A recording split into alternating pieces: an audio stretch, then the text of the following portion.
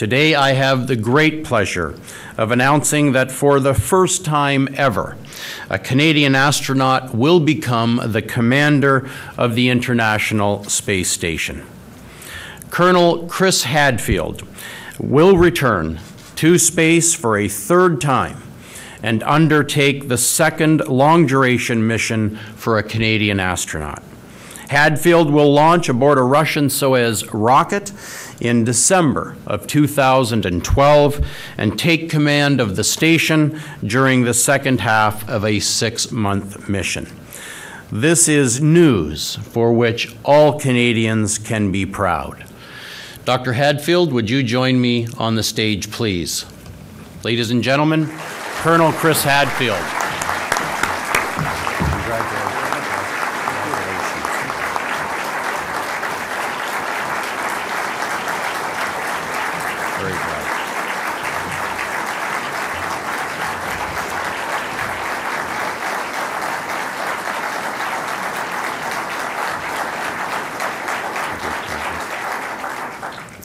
Chris Hadfield has had a distinguished and exciting career that started as a CF-18 pilot.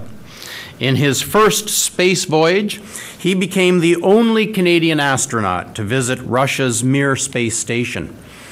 And in his second voyage to space, Chris became the first to perform a spacewalk when he and a NASA colleague installed Canadarm on the station. Chris has led NASA's space operations at Star City in Moscow and as Chief of Robotics in Houston before distinguishing himself as commander of the underwater mission Nemo, far beneath the waves near Key Largo, Florida.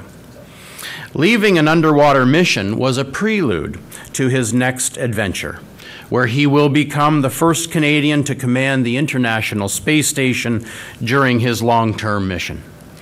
As commander, he will be responsible for the safety of the crew and, of course, of the station itself.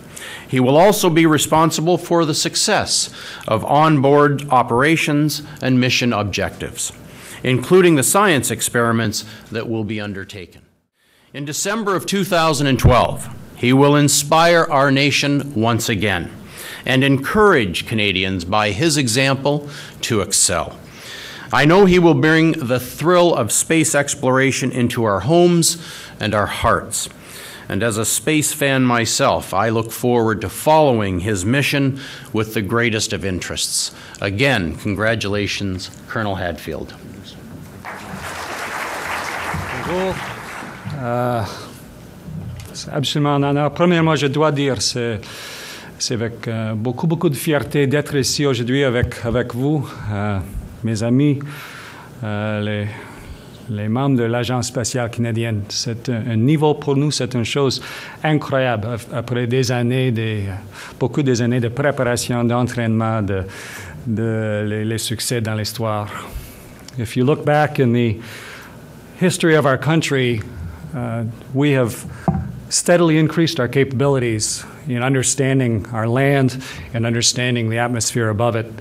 And in understanding what lies beyond. And with the very first powered flight 100 years ago, avec le premier satellite canadien, comme Ministre Goodyear a dit, il y a presque 50 ans, Alouette, nous étions le troisième pays d'avoir un satellite dans l'espace après les États-Unis et Russie. With the Canadian arm, the Canadarm1 that was put on the shuttle, that had such tremendous successes, and we learned so much of capturing the Hubble telescope to allow us to understand the age of the universe. Couldn't be done without Canadian invention, Canadian blood, sweat, and tears, and Canadian success. And the Canadarm2 that has built the International Space Station. It was built right across our country in shops and in software laboratories by bright, capable Canadians that put that thing together, which then we were trusted as a nation and an agency to launch on board the shuttle, and then trusted to build the world's great laboratory in space. 16 nations working together to understand what lies beyond our atmosphere. L'Agence spatiale fait beaucoup de projets maintenant pour mieux savoir la santé de l'atmosphère, la santé de notre pays, pour mieux savoir le Nord. All sorts of satellite and Earth-based and balloon-based technologies that we're working on to try and really see where we are ecologically and technologically and historically as a country in the world. To be a member selected for this honor is just beyond words for myself. I've been a public servant. I've been working in the military and as an astronaut for my entire adult life. And to have this opportunity is extremely challenging, extremely exciting for me, and extremely rewarding as well. It's still over 2 years away. I still have to pass 2 more of the toughest physicals of anybody on Earth before they'll let me get into that Soyuz and go dock with that space station.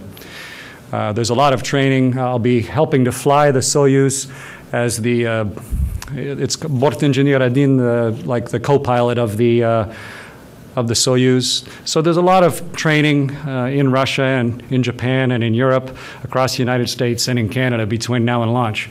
But with my crew, we will be 6 people on board, and to be trusted with their lives and with that entire station on behalf of all the world's spacefaring nations, but most specifically on behalf of Canada, is a tremendous honor that all of us can share. Thank you. J'ai juste reçu la nouvelle que les autres membres de l'équipage étaient annoncés par NASA. C'est avec un Américain qui s'appelle un médecin, Tom Marshburn. Il était avec moi sous l'océan pour Nemo il y a quelques mois. Tom Marshburn, c'est membre dans la Soyuz avec moi. Et le commandant du Soyuz, c'est Roman Romanenko, russe, qui a voyagé dans l'espace déjà avec Bob Thirsk, le dernier canadien dans la station. Et donc, ça c'est l'équipage qui sont une autre famille pour moi pendant les années prochaines.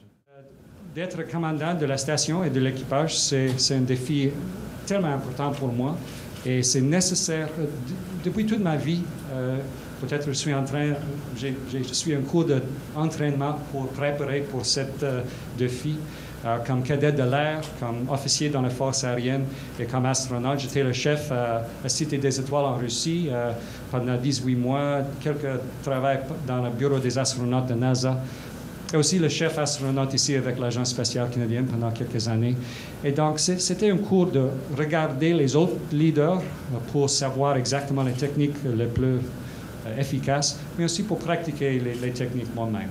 Et il reste plus que 2 ans maintenant avant le lancement pour préparer l'équipage. Ils sont tous mes amis, mais pour préparer l'équipage, pour préparer tout l'équipage ici sur Terre, d'être absolument prêt pour les événements pendant 6 mois dans la Station spatiale internationale.